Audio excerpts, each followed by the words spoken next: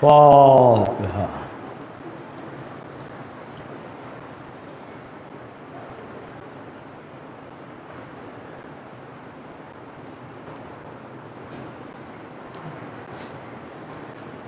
اعوذ باللہ من الشیطان اللعین الرجیم. بسم اللہ الرحمن الرحیم.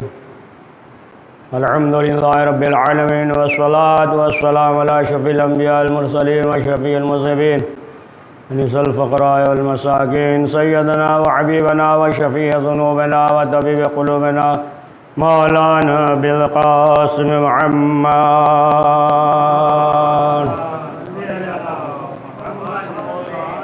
ثم الصلاة والسلام على الطيبين الطاهرين المعصومين ولعنة الله على أعدائهم أجمعين من يومنا هذا إلى يوم الدين. أما بعد فقد قال الله تبارك وتعالى في كتابه المجيد وفرقانه الحميد. بسم الله الرحمن الرحيم. وما خلقت الجن والإنس إلا ليعبدون. صلوات پڑھ دے محمد وآل محمد.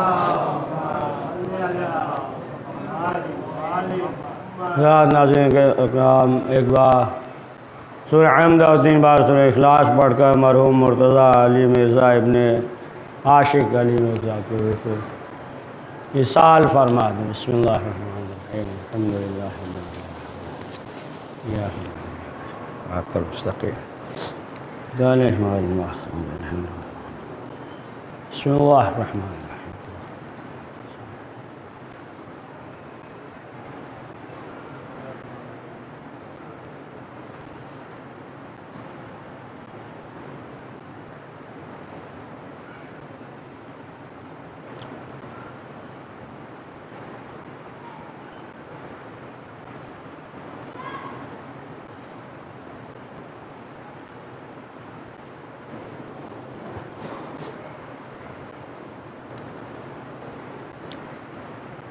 ظاہر ہوتا یہ ایک مرحوم کی اشارہ ثواب کی مجلس ہے. مرتضیٰ علی مرحوم کہ ظاہر سی بات ہے کہ ایک عزادار ہمارے درمیان کم ہو گیا، اور جو بھی اس دنیا سے جاتا ہے تو ایک پیغام دے کر جاتا ہے کہ دیکھو جس طریقے سے ہم خالی ہاتھ جا رہے ہیں اسی طریقے سے ہر ایک کو خالی ہاتھ جانا ہے. لہذا اس دنیا میں آخرت کے لیے ذخیرہ کر لینا. تو ذہن میں ہوتا ہے یہ آیت کی ما خلقت الجن والانس الا لیعبدون. قرآن مجید میں ارشاد ہو رہا ہے کہ ہم نے جن اور انس کو خلق نہیں کیا مگر اس لیے کہ وہ میری عبادت کریں. یعنی خلقت کا مقصد عبادت ہے، اور ظاہر سی بات ہے کہ عبادت ایک جو ہے وسیع مفہوم ہے. ایسا نہیں ہے کہ مثلا عبادت صرف جو ہے نماز عبادت ہے، صرف جو ہے روزہ عبادت ہے، صرف جو ہے حج عبادت ہے یا زکوٰۃ عبادت ہے. نہیں، یہ جو ہے بہت وسیع مفہوم ہے. اگر جو ہے پیاسے کو پانی پلا رہے ہیں تو یہ بھی ثواب ہے، کسی غریب کی مدد کر رہے ہیں یہ بھی ثواب ہے. بہت سی چیزیں ہیں اور بہت وسیع مفہوم ہے. کہ اب آپ دیکھیں کہ اگر انسان پروردگار کی بارگاہ میں ہر وہ کام کہ جس میں رضائے پروردگار ہو، خوشنودی پروردگار ہو، تو وہ عمل جو ہے عبادت ہے. اور جس میں جو ہے خوشنودی پروردگار نہ ہو تو ظاہر سی بات ہے کہ پھر وہ عمل جو ہے عبادت نہیں ہے. اب جو بھی عمل انجام دے رہا ہے اگر اس میں جو ہے ریا شامل حال ہے تو پھر وہ پروردگار کے نزدیک قابل قبول نہیں ہے. اور ریا کے لیے تو اس طریقے سے ہے کہ جیسے جو ہے اندھیری رات میں کالا پتھر اور اس پہ جو ہے کالی چیونٹی ہو، ہے نا، شرک کے مانند۔ اب آپ اندازہ لگائیں کہ رات ہے نا، اندھیری رات ہے اور وہ بھی کالا پتھر ہے، پھر اس پہ جو ہے کالی چیونٹی ہے، تو انسان جو ہے نا اسے دیکھ نہیں سکتا۔ اسی طریقے سے یہ جو ہے ریا کہ انسان کہ اگر کسی عمل میں شامل حال ہو جائے تو پھر وہ عمل جو ہے قابل قبول نہیں ہے۔ لیکن اب آپ دیکھیں کہ واقعی جو ہے اگر انسان کے اندر یعنی ضمیر اگر جو ہے مردہ نہ ہو، اگر ضمیر زندہ ہو جائے تو پھر آپ دیکھیں کہ پھر انسان جو ہے کس طریقے سے وہ جو ہے راہ راست پہ آ جاتا ہے۔ تمام جو ہے وہ دکھاوا اور ریا اور شرک، ان تمام چیزوں سے برطرف ہو جاتا ہے۔ ایک بہت عام سا واقعہ آپ کو بیان کریں کہ ایک شخص تھا، ایک نوجوان تھا اور وہ غریب تھا بیچارہ، جو ہے دن بھر لکڑی جو ہے وہ چنتا تھا، کاٹتا تھا اور اس کے بعد بازار میں فروخت کرتا تھا۔ بہت غریب تھا، ظاہر سی بات ہے کہ لباس بھی ڈھنگ کے نہیں تھے، مکان بھی نہیں تھا، لیکن یہی کام کرتا تھا، دن بھر محنت کرتا تھا، لکڑی کاٹتا تھا اور فروخت کرتا تھا، دو چار پیسے جو مل جاتے تھے تو نہ کھاتا تھا۔ بہرحال ایک دن وہ جو ہے گزر رہا تھا تو وہ جو ہے بادشاہ کے دربار کے سامنے سے گزر رہا تھا۔ اب جو گزرا تو اس کی نظر بادشاہ کی لڑکی پہ پڑ گئی۔ اب جب بادشاہ کی لڑکی پہ پڑی تو اب وہ شخص جو ہے وہ عاشق ہو گیا، یعنی دل دے بیٹھا۔ اب بس یہ دن اور رات جو ہے یہی سوچ رہا تھا کہ ہماری شادی جو ہے اس سے ہو جائے، اور ظاہر سی بات ہے کہ معمولی انسان ہے، نہ رہنے کے لیے مکان ہے، نہ ڈھنگ کا لباس ہے، لیکن اب یہ چاہ رہا ہے کہ ہماری شادی جو ہے اس بادشاہ کی لڑکی سے ہو جائے۔ آخرکار کسی طریقے سے جو بادشاہ کا وزیر تھا اس سے بیان کیا تو وزیر نے یہ کہا کہ یہ تو مشکل ہے اس لیے کہ وہ جو ہے بادشاہ ہے اور اس کی لڑکی حسین خوبصورت، اور تمہارے پاس نہ رہنے کے لیے مکان ہے، نہ ڈھنگ کا لباس ہے، تو یہ کیسے ہو سکتا ہے؟ تو بہرحال اس نے اصرار کیا تو اس نے یہ کہا وزیر نے کہ ٹھیک ہے، لیکن ایک کام جو ہے ہم تم سے کہہ رہے ہیں وہ کام کرو تو پھر جو ہے تمہاری شادی ہو جائے گی۔ تو اس نے کہا کہ کون سا کام؟ کہا کہ دیکھو تم جو ہے پہاڑی پہ چلے جاؤ، ایک گوشے پہ چلے جاؤ اور وہیں پہ تم جو ہے عبادت کرو، دن اور رات عبادت کرو۔ جب ہم اتفاق سے شکار کرنے کے لیے بادشاہ کے ساتھ نکلیں گے تو بادشاہ سے ذکر کریں گے کہ آپ کی لڑکی بھی ہے نا ماشاءاللہ جوان ہو گئی اور شادی ہونا چاہیے، تو بہرحال بادشاہ کہے گا کہ اگر کوئی نیک لڑکا ہو تو بیان کرو۔ تو تم جو ہے پہاڑی میں گوشے میں بلندی پہ یعنی عبادت کرنا، نماز پڑھنا، اور پھر اگر حکم دے گا اور ہم جائیں گے بلانے تو فوراً جو ہے پہلی آواز پہ لبیک نہ کہہ دینا، آواز دیں گے لیکن تمہیں عبادت کرتے رہنا یہاں تک کہ ایک دو مرتبہ آواز دیں گے، اس کے بعد جو ہے تم پھر لبیک کہنا۔ کہا ٹھیک ہے، کوئی مسئلہ نہیں ہے۔ اب یہ نوجوان جو ہے پہاڑی پہ ایک بلندی پہ آیا اور آنے کے بعد اب عبادت کر رہا ہے، نماز پڑھ رہا ہے۔ اب اتفاق سے بادشاہ جو ہے شکار کے لیے نکلا اور یہ وزیر بھی ساتھ میں ہے۔ تو وزیر نے ذکر کیا بادشاہ سے، کہا کہ دیکھیے لڑکی بھی جوان ہو گئی آپ کی اور اب جو ہے شادی کر دینا چاہیے۔ تو بادشاہ نے کہا کہ ہم بھی تلاش میں ہیں کہ کوئی نیک لڑکا، اچھا لڑکا مل جائے تو ہم اس سے جو ہے شادی کر دیں۔ تو وزیر نے یہ کہا کہ دیکھیے یہاں پہاڑی جو ہے، یہاں بلندی ہے، یہاں پہ ایک نوجوان ہے اور وہ جو ہے بہت نیک ہے، متقی ہے، پرہیزگار ہے اور دن اور رات جو ہے وہ عبادت کرتا ہے، نماز پڑھتا ہے۔ تو بادشاہ نے کہا کہ جاؤ اسے بلاؤ۔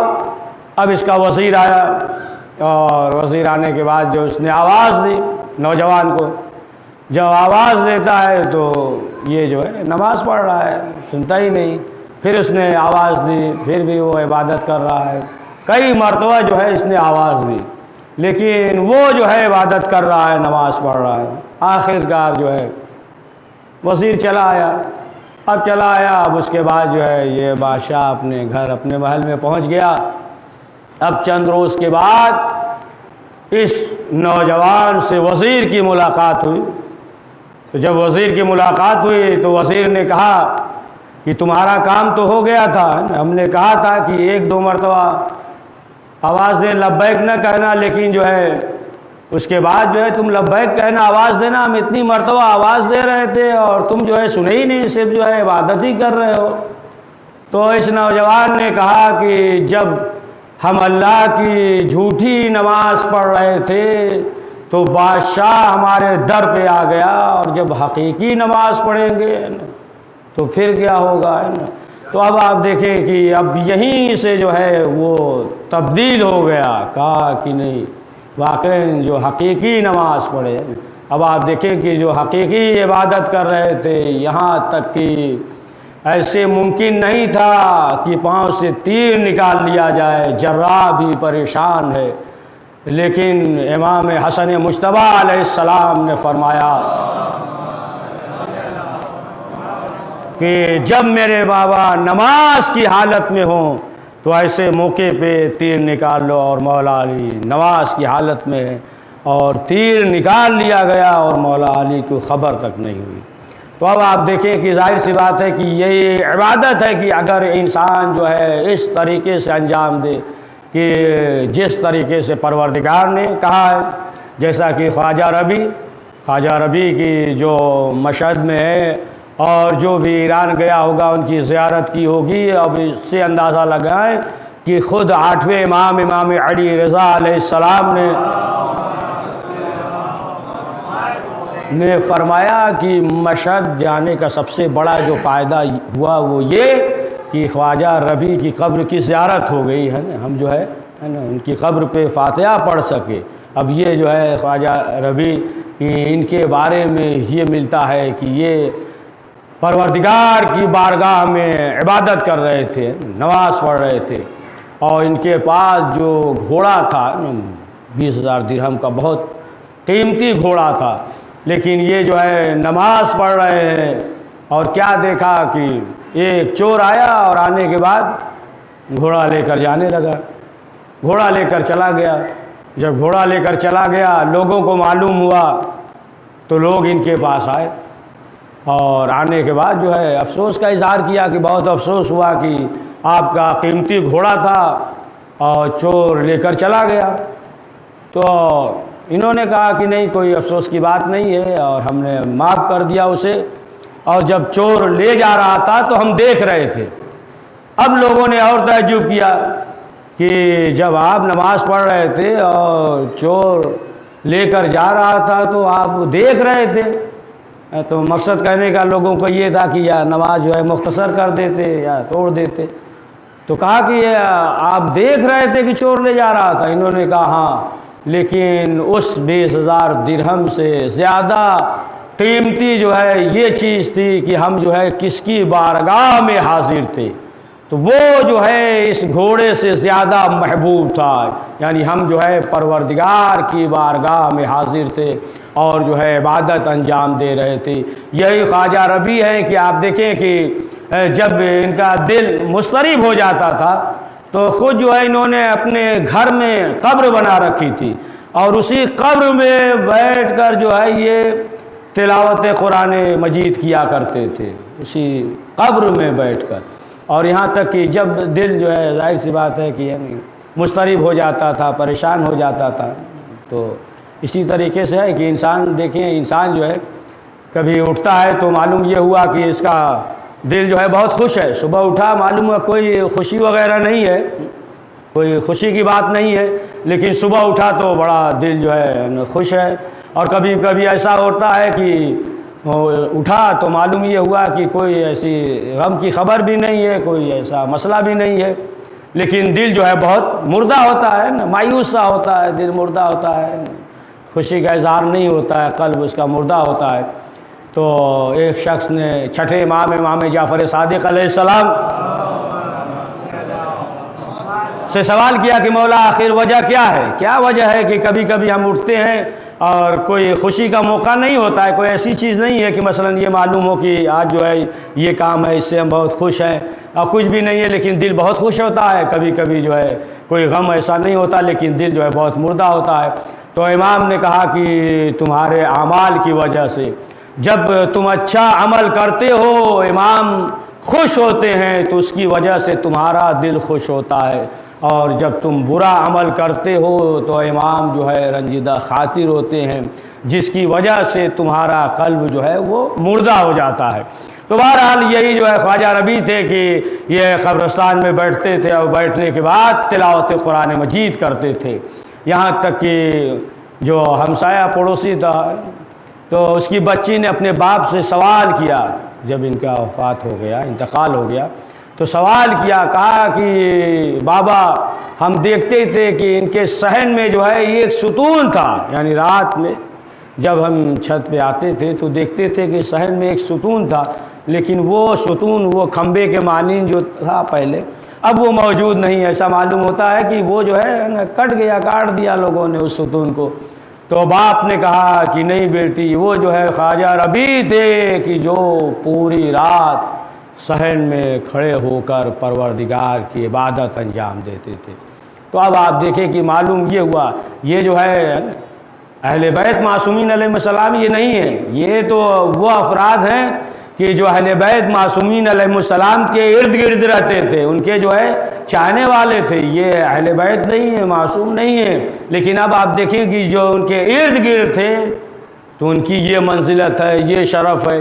یا مثلا آپ دیکھیں کہ سیدہ نفیسہ کی جو یہ بنت حسن اور ابن زید اور ابن حسن مجتبی، امام حسن مجتبی علیہ السلام کے نسل سے، اور ان کی شادی جو ہے چھٹے امام جعفر صادق علیہ السلام کے فرزند جناب اسحاق سے ہوئی، سیدہ نفیسہ. اب ان کے بارے میں بھی یہ ملتا ہے کہ یہ جو ہے ہمیشہ روزے سے رہا کرتی تھی، روزے سے رہتی تھی، یہاں تک کہ جب وفات کا وقت قریب آیا اور یہ دعا بھی یہی کرتی تھی کہ ہمارا انتقال بھی ہو تو ہم روزے کی حالت میں ہو. اور جب روزے کی حالت میں تھی اور بہرحال یہ وقت آ گیا کہ اب جو ہے اس دنیا میں نہیں رہیں گی، تب جو ہے انہوں نے روزہ افطار کیا، اس لیے کہ موت قریب ہے لہٰذا جو ہے انہوں نے روزہ افطار کیا. تو بہرحال ان کے بارے میں یہ ملتا ہے کہ یہ مکے میں پیدا ہوئی اور پرورش پایا مدینے میں، اور جب یہ جناب ابراہیم علیہ السلام کی زیارت کے لیے نکلی ہے فلسطین، نفیسہ سیدہ یہ چلی وہاں پہ پہنچی، اور وہاں جانے کے بعد پھر جب واپس آئیں تو انہوں نے مصر میں قیام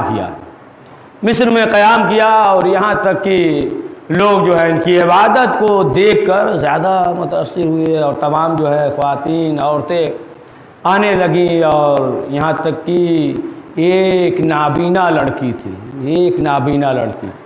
اور انہوں نے وضو کیا تو وضو کے پانی کو جو ہے اس کی آنکھوں پہ لوگوں نے لگا دیا خواتین نے. اب جب آنکھوں پہ لگایا تو اب جو ہے بینائی واپس آ گئی.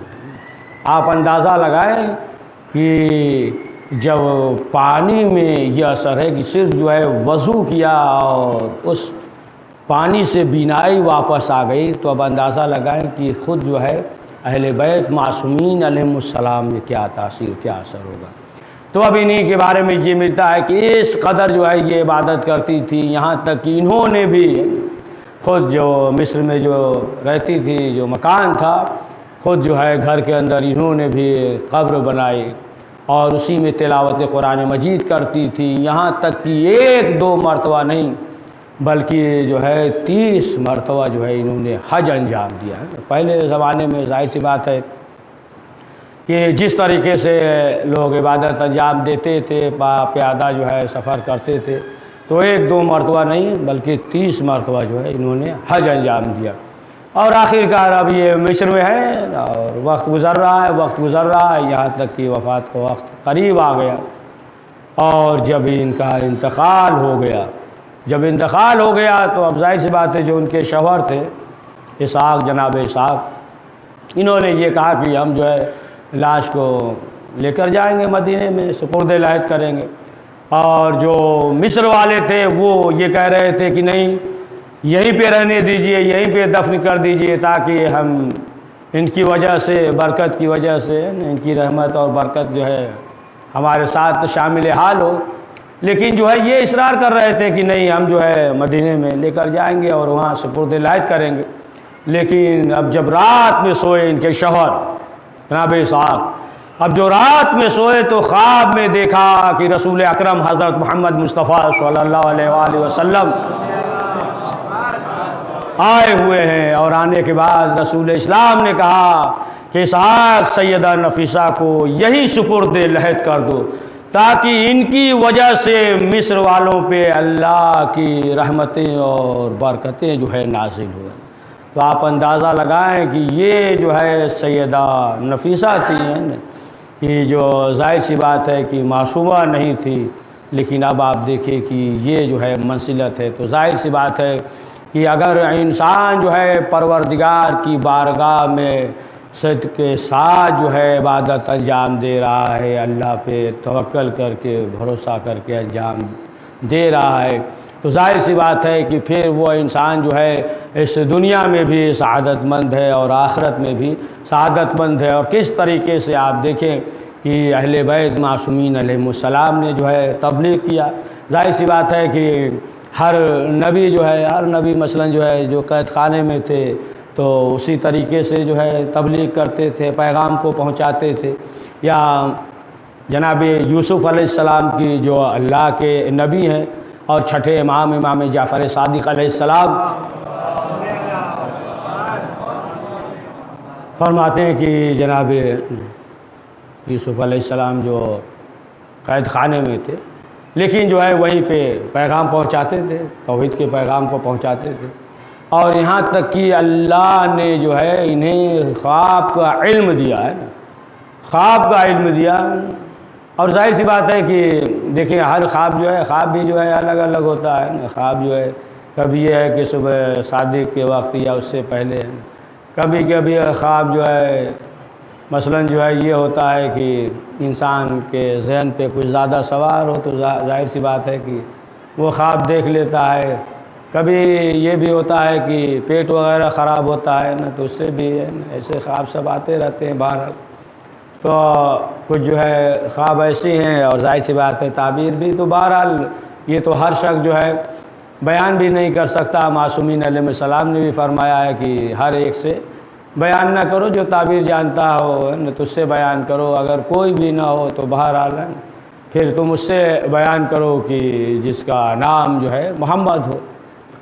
تو بہرحال یہ خواب ہے، اور خواب کی تعبیر جو ہے ان کے پاس تھی۔ یہاں تک کہ ملتا ہے، ایک واقعہ آپ کو سنا دوں کہ آغا آیت اللہ اصفہانی یہ جو ہے خواب کی تعبیر بیان کرتے تھے۔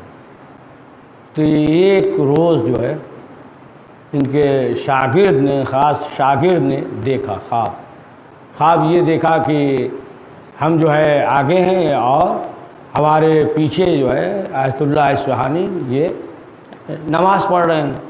تو جب خواب دیکھا تو ظاہر سی بات ہے کہ خوش ہوا کہ ہم جو ہے مثلا آگے ہیں اور ہمارے استاد ہیں، اور ہمارے استاد جو ہے وہ ہمارے پیچھے نماز پڑھ رہے ہیں۔ تو خواب دیکھا اور خواب بیان کیا، تو انہوں نے کہا کہ اس خواب کی تعبیر یہ ہے کہ تمہارا کل انتقال ہو جائے گا، اور اس کا جو ہے انتقال ہو گیا، اور اس کا جنازہ جو ہے آگے تھا، اور آیت اللہ اصفہانی جو ہے یہ نماز پڑھا رہے تھے۔ تو بہرحال خواب کی تعبیر جو ہے جناب یوسف اب بیان کرتے تھے، یہاں تک کہ قید خانے میں تھے۔ تو ایک قیدی نے یہ کہا کہ ہم نے خواب دیکھا ہے۔ تو کہا کہ ٹھیک ہے ابھی رک جاؤ، اور شام کے وقت جو ہے جو کھانا آ جائے گا، اور پھر اس کے بعد جو ہے ہم تمہیں تعبیر بیان کریں گے، تم بیان کرنا ہے۔ جناب یوسف سے کہا کہ ہم نے خواب یہ دیکھا ہے کہ انگور ہے اور ہم اسے جو ہے نچوڑ رہے ہیں۔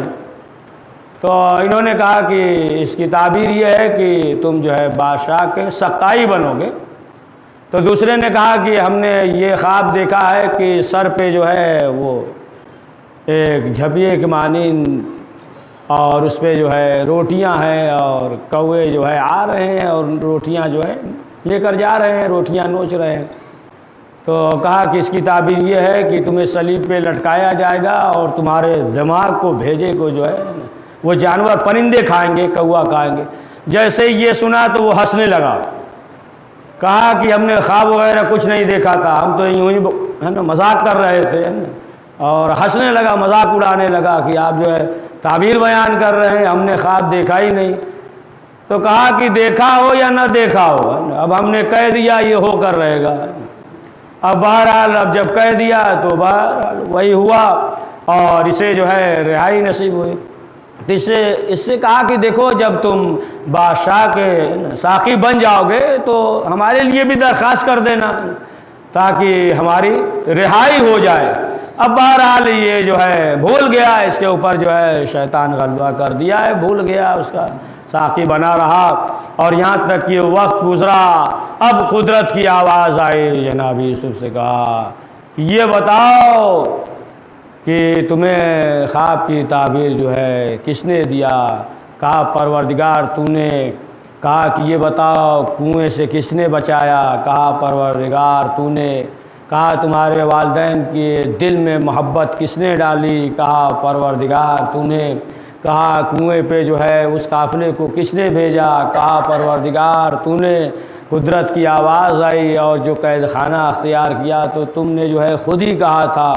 آواز آئی کہ بتاؤ یہ تمام چیزیں جو ہے یعنی ہر راز سے ہم نے بچایا، تو پھر تم نے جو ہے اس سے کیوں کہا کہ تم جو ہے جانا تو جانے کے بعد جو ہے بادشاہ سے یہ کہہ دینا ہماری رہائی کے سلسلے میں، لہٰذا جو ہے تم نے ہمیں چھوڑ کر کسی اور کو پکارا، لہٰذا مزید 7 سال جو ہے اور اس قید خانے میں رہو۔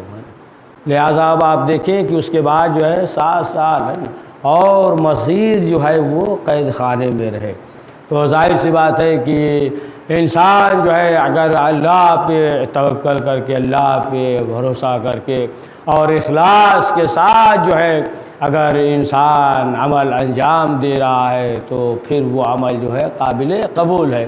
اب ظاہر سی بات ہے کہ تمام اعمال کا جو دار و مدار ہے وہ جو ہے ولایت اہل بیت معصومین علیہم السلام پہ ہے۔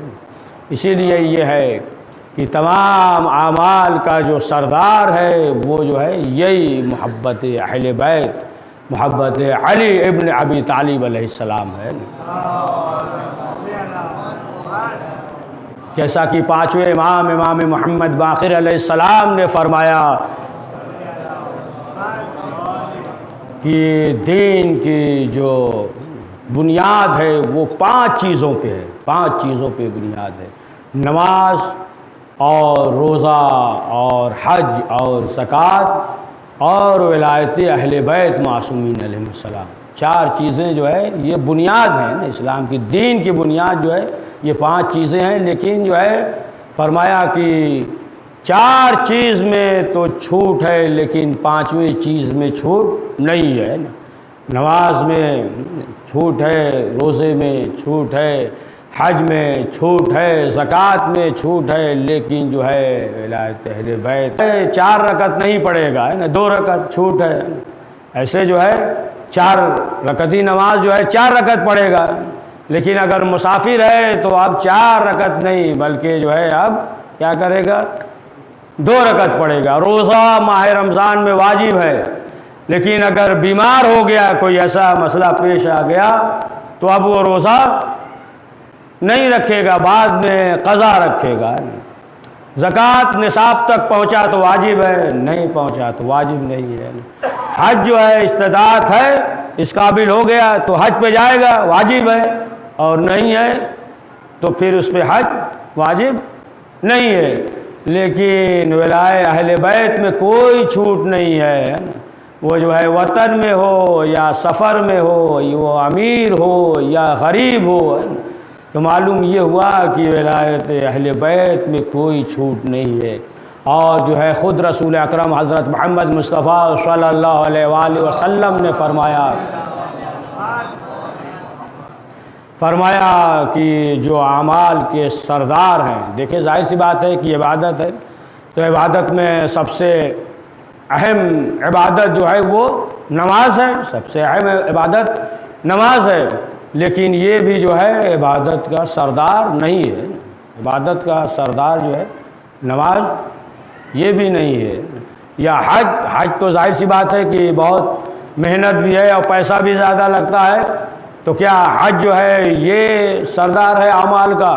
تو معلوم یہ ہوا کہ حج بھی جو ہے یہ اعمال کا سردار نہیں ہے۔ روزہ معلوم یہ ہوا کہ مئی جون میں 1 مہینہ روزہ رکھ رہے ہیں، لیکن یہ روزہ بھی اعمال کا سردار نہیں ہے، تو معلوم یہ ہوا کہ نماز بھی نہیں ہے نا، کویلت ما سوا کی اگر نماز یہ ہے کہ قبول ہو جائے تو تمام اعمال قبول ہیں، لیکن جو ہے نماز بھی یہ اعمال کا سردار نہیں ہے، روزہ بھی یہ اعمال کا سردار نہیں ہے، حج بھی اعمال کا سردار نہیں ہے، زکوٰۃ بھی اعمال کا سردار نہیں ہے، اور ہر ایک کا تو سردار ہوتا ہے نا، ہر ایک کا سردار ہے نا، کتاب آسمانی کتاب کا سردار جو ہے وہ قرآن ہے، ملائکہ کے سردار جناب جبریل ہیں، انبیاء کے سردار جو ہے رسول اکرم ہے، ولیوں کے سردار مولا علی ہیں، جنت کے جوانوں کے سردار امام حسن اور امام حسین ہیں، جنت کی عورتوں کی سردار جو ہے شہزادی فاطمہ زہرا سلام اللہ علیہا ہیں،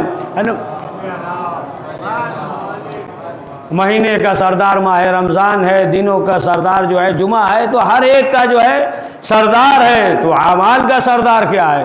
تو اعمال کا سردار معلوم ہوا نماز بھی نہیں ہے، روزہ بھی نہیں ہے، حج بھی نہیں ہے، تو پھر اعمال کا سردار ہے کیا؟ تو اب ہم کیا بتائیں؟ آئیے رسول اکرم حضرت محمد مصطفیٰ صلی اللہ علیہ وآلہ وسلم سے سوال کریں تو رسول اسلام نے فرمایا کہ حب علی سید الاعمال، علی کی محبت جو ہے یہ تمام اعمال کا سردار ہے، سمجھے؟ پڑھ دیجئے صلوات۔ تو عزیزان محترم، اسی لیے رسول اسلام نے فرمایا کہ من مات علی حب آل محمد مات شہیدا، کہ جس کے دل میں اہل بیت کی محبت ہوتی ہے تو وہ شہید مرتا ہے۔ اور ظاہر سی بات ہے کہ جو بھی اس دنیا سے جاتا ہے تو مولا علی نے فرمایا ہے اپنے چاہنے والوں سے کہ گھبرانا نہیں، ہر منزل پہ ہر مقام پہ ہم آئیں گے۔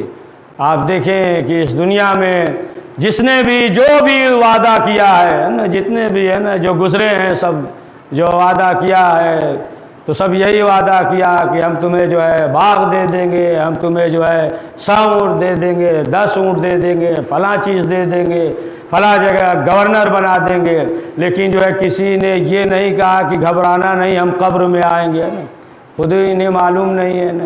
اور دوسری بات یہ ہے کہ سب جو ہے وعدہ سب زمین کے اوپر کا کیا ہے، زمین کے نیچے کا کسی نے وعدہ ہی نہیں کیا، آج جانا سب کو زمین کے نیچے ہے۔ اور مولا علی نے کہا گھبرانا نہیں، ہم قبر میں بھی آئیں گے، پل صراط پہ بھی آئیں گے، جب نامہ اعمال ہاتھ میں دیا جائے گا تو اس وقت بھی ہم آئیں گے، جب اعمال وزن کیا جائے گا، میزان پہ رکھا جائے گا، اس وقت بھی ہم آئیں گے، جب پل صراط سے گزرو گے اس وقت بھی ہم آئیں گے۔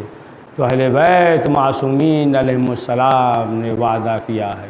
ہاں عزیزان محترم، آپ دیکھیں کہ جب بھی اہل بیت کا چاہنے والا اس دنیا سے جاتا ہے، جب کوئی عزادار اس دنیا سے جاتا ہے تو روایت میں یہ ہے کہ جب ملک الموت آتا ہے تو شہزادی آتی ہیں اور 40 قدم دور کھڑی ہو جاتی ہیں، اور یہ ملک الموت اجازت طلب کرتا ہے کہ بی بی اجازت ہے کہ ہم اس کے سینے سے روح قبض کر لیں، تو بی بی کہیں گی دیکھتا نہیں اس کے سینے پہ ماتم کے نشان ہے۔ پھر ملک الموت کہے گا بی بی اگر اجازت ہو تو دہن سے روح قبض کر لے۔ شہزادی کہیں گی نہ جانے اس نے اسی دہن سے کتنی بار ہائے حسین کہا ہے۔ پھر ملک الموت کہے گا بی بی اگر اجازت ہے تو آنکھوں سے روح قبض کر لیں۔ بی بی کہیں گی دیکھتا نہیں یہ رومال آنسوؤں سے تر ہے۔ پھر شہزادی حکم دے گی اور ملک الموت جائے گا اور جنت کے پھول میں سے ایک پھول لائے گا، اور جیسے ہی وہ پھول سونگھے گا فوراً اس طریقے سے جسم نکل جائے گی اس عزادار کے جسم سے روح کی جیسے پھول سے خوشبو نکل جاتی ہے۔ ہاں عزادارو کہ جب عزادار اس دنیا سے جاتا ہے، ملک الموت جب آتا ہے تو شہزادی آتی ہیں 40 قدم دور کھڑی رہتی ہیں، تو کیا شہزادی کربلا میں نہ آئی ہوں گی؟ ہاں یقیناً شہزادی کربلا میں تھی، اور جب امام حسین علیہ السلام رخصت ہوئے مدینے سے تو قبر زہرا سے آواز آئی تھی، اے میرے لال حسین تم تنہا نہیں جا رہے ہو، ماں کی روح بھی ساتھ ساتھ ہے۔ ہاں عزادارو واقعہ کربلا ہو گیا۔ اب یہاں تک کہ 11 محرم کو اب یہ لوٹا ہوا قافلہ جو ہے چلا اور ایک منزل پہ پہنچا، اور وہ منزل کی جہاں جناب شیریں رہتی تھی، اور یہ جو ہے شہربانوں کی کنیز تھی، امام حسین نے جو ہے انہیں آزاد کر دیا تھا۔ جب قافلہ وہاں پہنچا اور یہ خلی جو ہے نظر پہ سر بلند کیے ہوئے ایک دیوار سے لگا دیا، لگانے کے بعد یہ آرام کرنے لگے۔ تمام بیویاں جو ہے ایک طرف بیٹھ کر جو ہے بیان کر رہی ہیں، رو رہی ہیں کہ جناب شیریں نے خواب دیکھا۔ کیا دیکھا؟ کہ امام حسین علیہ السلام آئے ہیں اور کہہ رہے ہیں اے شیریں میں جو ہے کل تمہارے ہاں آؤں گا۔ اب جو خواب دیکھا نیند سے بیدار ہوئی، فوراً جو ہے اپنے شوہر کو بیدار کیا، کہا کہ دیکھو میں نے حسین کو خواب میں دیکھا ہے، اور حسین کا وعدہ کبھی جھوٹا نہیں ہو سکتا۔ ہم نے دیکھا ہے کہ امام نے یہ کہا ہے کہ ہم کل آئیں گے، لہٰذا جو ہے ہم کھانے کا اہتمام کر رہے ہیں، انتظام کر رہے ہیں، اور تم جو ہے باہر جاؤ، دیکھو امام حسین آ رہے ہوں گے۔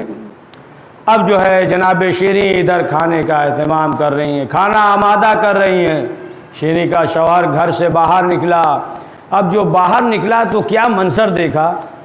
دیکھتا ہے کہ کچھ سر ہیں جو نوکے نیزہ پہ بلند ہے، اور ادھر جو ہے چند بیویاں ہیں اور وہ جو ہے گریہ کر رہی ہیں، رو رہی ہیں، اور دیکھا کہ ایک شخص ہے جو سر نیچے کیے ہوئے ہے، ہاتھوں میں ہتکڑی ہے، پاؤں میں بیڑی، گلے میں خاردار تو۔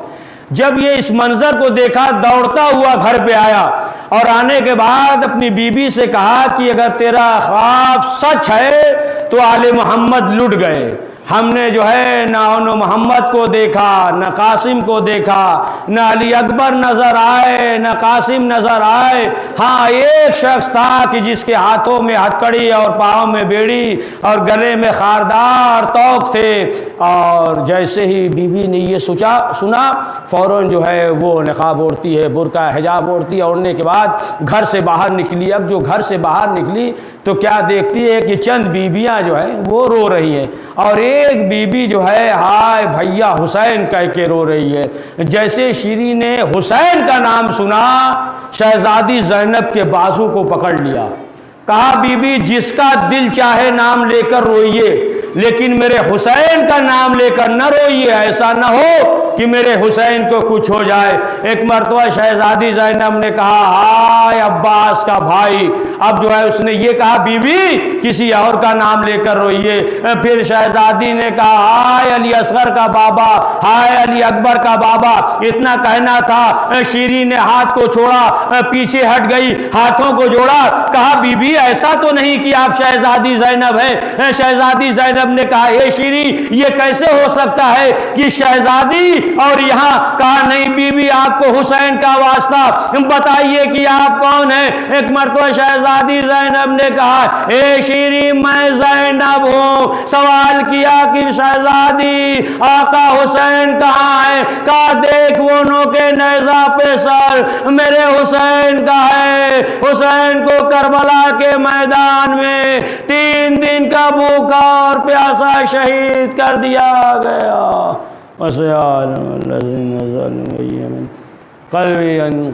پروردگار اس مختصر سے اعمال کو قبول فرما. کریم جو پریشان حال ان کی پریشانیوں کو دور فرما. پروردگار جو حج و زیارت کے مشتاق انہیں حج و زیارت کی توفیق عنایت فرما. کریم مرحوم کی مغفرت فرما. ان کے خانوادے کو صبر جمیل عنایت فرما. پروردگار جو وبا بیماری سے ہم سب کو محفوظ فرما. حضرت کے ظہور میں تعجیل فرما. ہمیں ان کے اوان انصار میں شمار فرما. ربنا تقبل منا انک انت السمیع العلیم. ایک بار سورہ حمد اور 3 بار سورہ اخلاص پڑھ کر مرحوم مرتضی علی مرزا ابن عاشق علی مرزا کے روح اصال فرما دیں. بسم اللہ الرحمن الرحیم. یاکم صراط المستقیم صراط الذین انعمت علیہم غیر المغضوب علیہم ولا الضالین. بسم اللہ الرحمن الرحیم. قل اعوذ باللہ السلام علیکم.